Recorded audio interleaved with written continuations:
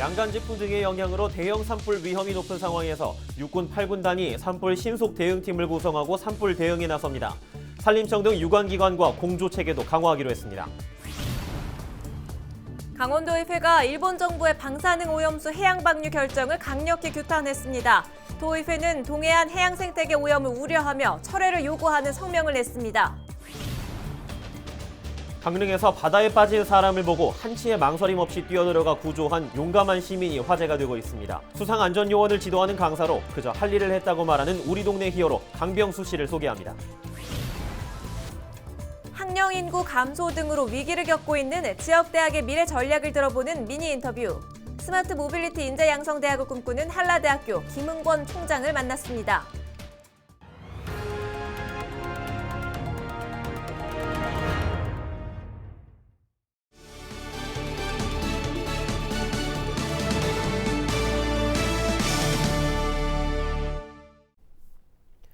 여러분 안녕하십니까? 헬로티비 강원뉴스입니다. 첫 소식입니다. 최근 20년 동안 전국에서 발생한 대형 산불은 모두 32건. 이 가운데 절반이 넘는 18건이 4월에 발생했습니다. 특히 동해안은 양간지풍 등의 영향으로 대형 산불 위험이 더욱 높은 지역인데요. 반복되는 대형 산불을 막고 초기 대응력을 높이기 위해 육군 8군단이 산불 신속 대응팀을 구성하고 유관기관과 함께 진화 훈련을 펼쳤습니다. 박건상 기자가 그 현장에 다녀왔습니다. 군단 부대 외부에서 원인을 알 수 없는 화재가 발생하여 군단 영내로 불이 확산. 산불이 났다는 신고가 접수되자 군 장병들이 초기 진화를 위해 빠르게 투입됩니다. 강한 바람에 불길이 확산되는 것을 막기 위해 헬기도 쉴 새 없이 물을 뿌립니다. 전방위적인 진화 작업에 주불 진화가 이루어졌습니다. 이후에도 군 장병과 진화대원들은 잔불 정리를 하며 마지막 남은 불씨까지 마무리해 재발화가 일어나지 않도록 최선을 다합니다. 이번 산불은 훈련을 위한 가상의 상황이지만 진화 현장의 긴장감은 현실과 다르지 않습니다. 산불 위험이 높은 봄철을 맞아 군과 산림당국은 신속한 산불 진화를 위한 훈련을 진행했습니다. 실제로 지난 2000년 이후 전국에서 발생한 40여 건의 대형 산불 중 60%가 강원도에서 발생했습니다. 특히 양양과 간성 사이에 부는 강풍을 일컫는 양간지풍이 부는 영동 지역은 산불 위험이 더욱 높습니다. 최근 5년 동안 영동 지역의 대형 산불은 끊이지 않았습니다. 이에 지역 유관기관들은 산불 진화를 위해 산림청과 긴밀한 협조 체제를 이어가고 있습니다. 군부대 내 이제 시설부라든가 그리고 또 확대되면 또 산불 진화에 같이 투입돼서 같이 협업 체계를 이루면 훨씬 더 효율적으로 산불 진화하지 않을까 그런 판단에서 지금 저희는 그 확대를 지금 확대할 필요한 예산을 요청한 상태고요. 동해안 안보를 책임지는 육군 8군단도 지난해부터 12명의 부사관으로 구성된 산불 신속 대응팀을 편성해 힘을 보태고 있습니다. 산불 진화를 위한 교육과 장비도 갖춰 산불 특수 진화대 수준의 체계적인 대응도 가능합니다. 앞으로도 저희 8군단은 영동 지역 주민의 안전을 위해 최대한 군의 능력을 지원하겠으며 국민과 국가를 지키는 군의 모습을 통해 신뢰받는 8군단이 되도록 노력하겠습니다. 소중한 산림을 지키고 주민들의 안전을 위해 한시도 긴장감을 늦출 수 없이 진행된 산불 진화 훈련. 이들은 초기 진화보다 중요한 것이 산불 예방을 위한 주의라고 강조했습니다. 헬로티비 뉴스 박건상입니다. 원주의 한 합창단을 매개로 집단 감염이 발생해 방역당국이 대응에 나섰습니다. 원주시는 14일 0시부터 15일 오후 5시까지 신규 확진자 18명이 발생했다고 밝혔습니다. 이 중 15명은 충북 제천 확진자를 통한 원주 모 합창단 내 집단 감염으로 확인돼 관련자 900여 명에 대한 전수검사가 실시됐습니다. 횡성에서도 이와 관련해 10대 1명이 확진 판정을 받아 교내 동급생 등 300여 명에 대한 전수검사가 진행됐습니다. 강원도의회가 일본 정부의 방사능 오염수 해양 방류 결정을 강력히 규탄했습니다. 강원도의회는 15일 성명을 통해 일본이 후쿠시마 원전 오염수를 방류하면 동해안과 태평양 등 해양 생태계를 오염시키고 먹이사슬을 따라 인체에도 치명적인 피해를 입힐 것이라며 철회를 요구했습니다. 바다는 그 누구의 소유물도 아니다. 바다는 전 세계인이 함께 사용하고 보존해야 할 인류 공동 재산이다. 일본의 후쿠시마 제1원전 방사능 오염수 해양 방류는 곧 인류에 대한 제약이자 테러이며 일본 정부가 책임져야 할 독성 오염수를 전 세계에 떠넘기는 야만적인 범죄 행위다. 이와 함께 오염수에 대한 모든 정보를 투명하게 공개하고 해양이 아닌 지상에서 영구적인 처리 대책 강구를 촉구했습니다. 동해시의회 박남순 부의장이 동해안권 경제자유구역 내에서 부동산 투기 사례 의혹이 일고 있다며 공직사회 전체에 대한 조사를 촉구하고 나섰습니다. 박 부의장은 보도자료를 통해 망상일지구 개발 사업과 관련해 부동산 투기 여부에 대해 전 현직 의원을 포함 공직사회 전체에 대한 조사가 필요하다고 지적했습니다. 현재 강원도 감사위원회는 도내 역세권을 중심으로 공직자들의 부동산 투기 의혹에 대해 전수조사를 진행하고 있습니다.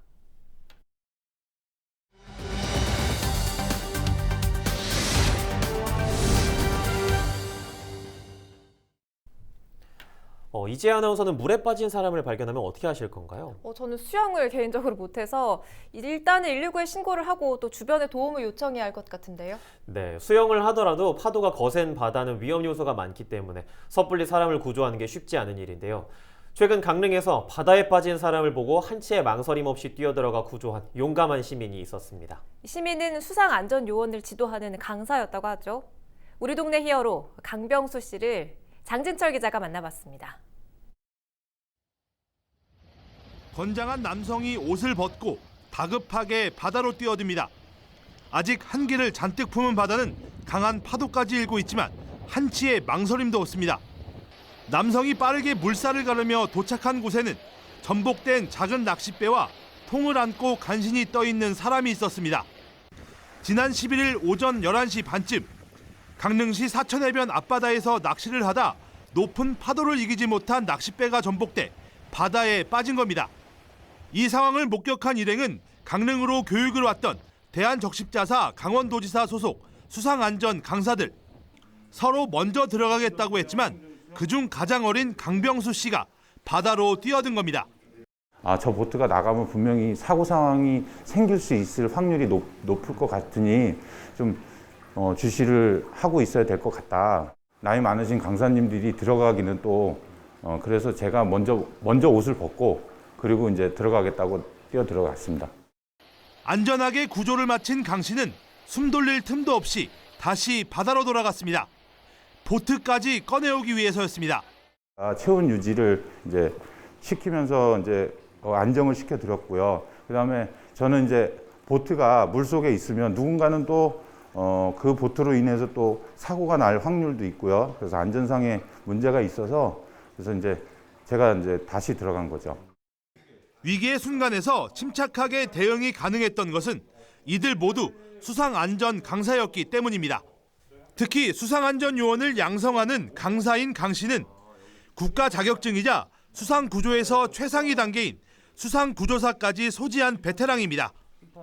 전문가들에게 발견돼 빠르게 구조되고 이후 조치까지 받은 남성은 안전하게 집으로 돌아갔습니다. 수상구조사고 수상안전 강사이기 때문에 당연히 해야 되는 일을 한 것입니다. 우리 시민들이 만약에 그런 상황을 접하신다면 먼저 들어가시는 건 상당히 위험하고요. 119에 신고나 가까운 해경청에 신고를 하셔서 위기의 순간에 소중한 생명을 구하고도 당연히 해야 할 일을 했을 뿐이라는 강병수 씨. 진정한 우리 동네 히어로입니다. 헬로티비 뉴스 장진철입니다.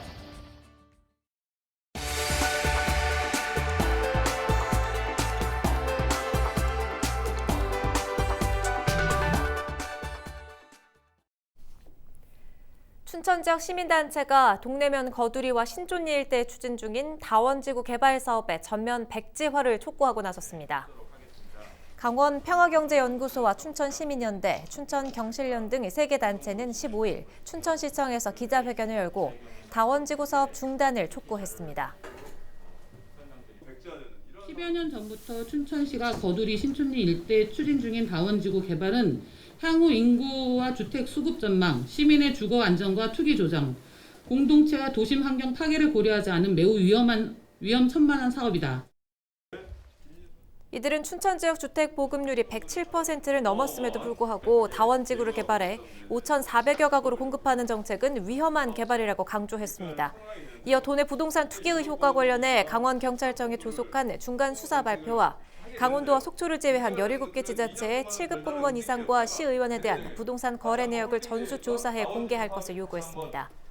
춘천시민연대와 강원평화경제연구소, 춘천경실련은 이날부터 부동산 투기 신고센터를 개설하고 중앙시민사회단체와 연대하기로 했습니다. 국민의힘 유상범 국회의원이 지방 공공의료원 간호인력 확충을 위해 대학 간호학과 신설을 수월하게 하는 내용의 의료법 일부 개정 법률안을 대표 발의했습니다. 이번 개정안은 교육부 장관 평가 인증을 받기 전에 입학한 학생들에게도 추후 인증 통과 시 간호사 국가시험 응시 자격을 부여하는 내용을 담고 있습니다. 유 의원은 이번 개정안을 통해 지방 의료 서비스의 질을 높이고 간호학과 신설을 추진하고 있는 지방 국공립대학의 활성화가 가능할 것이라고 설명했습니다. 4.20 강원 장애인 차별 철폐 공동투쟁단이 지역 장애인의 자립생활 보장을 촉구했습니다. 15일 도청 앞에서 기자회견을 한 투쟁단은 도내 장애인 복지 예산이 전국에서 3번째로 열악한 실정으로 지역 장애인은 최소한의 생존권적 권리도 받아들여지지 않고 있다고 주장했습니다.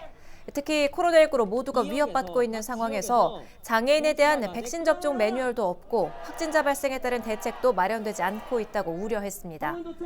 이어 장애인들을 위해 저상버스 도입을 의무화하는 등 장애인 이동권과 공공 일자리 확보, 코로나19 대응 매뉴얼 설치 등을 촉구했습니다. 춘천 송암 스포츠타운에 전지훈련 특화 시설인 대형 에어돔이 조성됩니다. 춘천시는 국민체육진흥공단의 전지훈련 특화 시설 에어돔 설치 지원 사업에 춘천시가 선정됐다고 밝혔습니다. 이에 따라 춘천시는 국비 50억 원 등 사업비 100억 원을 들여 의암 빙상장 옆 카트장에 11,000제곱미터 규모의 에어돔을 만듭니다. 에어돔은 축구장과 배드민턴장 등으로 활용하다가 재난 상황이 발생하면 현장 상황실과 병동 등 관련 시설로 사용할 계획입니다.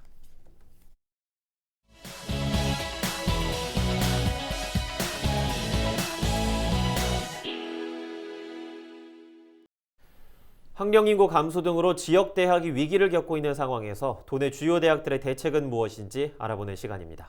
이번 시간에는 김은권 한라대학교 총장을 만나 학교 발전을 위한 주요 전략에 대해 들어봤습니다.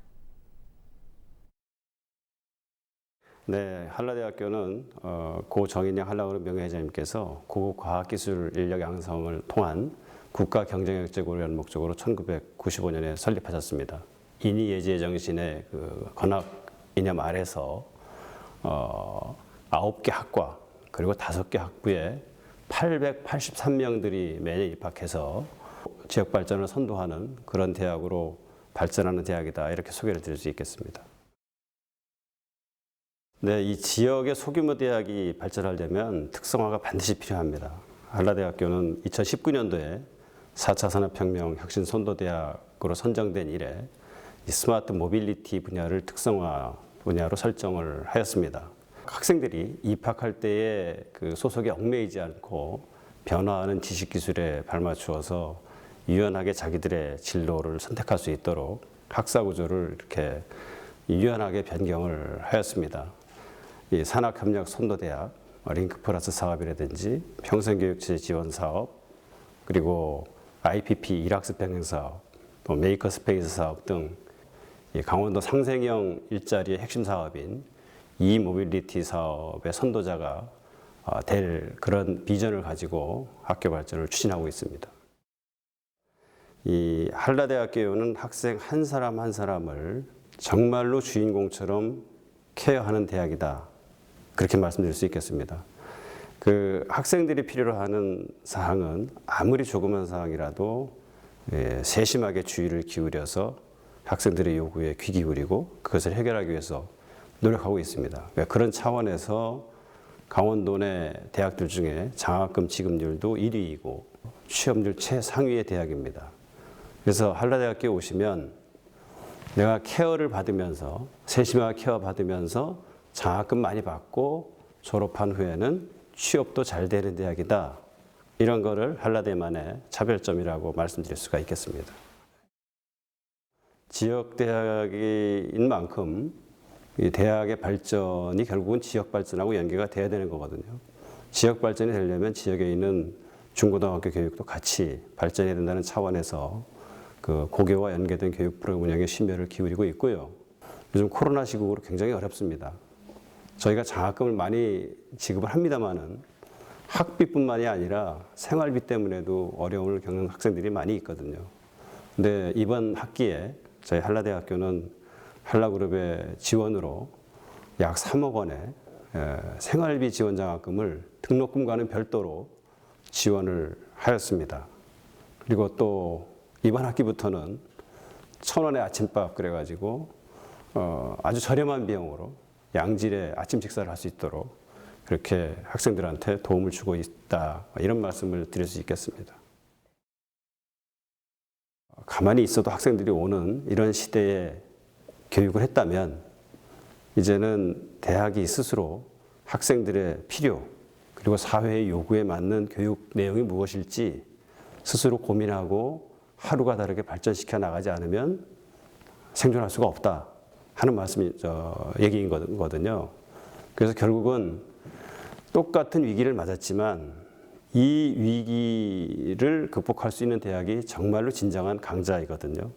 그래서 이런 위기를 결국은 대학 교육을 근본적으로 전환하는 계기로 삼는 것만이 이 위기를 극복할 수 있는 기회다. 그런 차원에서 이제 저희는 학사 구조도 개편했던 것이고 학생 하나하나를 정말 주인공처럼 케어해야 된다는 그런 정신을 그래서 강조를 하는 겁니다. 이제 완전히 대학 교육의 판이 바뀌었기 때문에 과거와 같은 인식과 사고로 계속 해나가면 자기도 모르는 사이에 죽게 된다 하는 걸 절실히 깨닫고 있기 때문에 완전히 자세를 바꾸자, 이렇게 강조를 하고 있는 겁니다.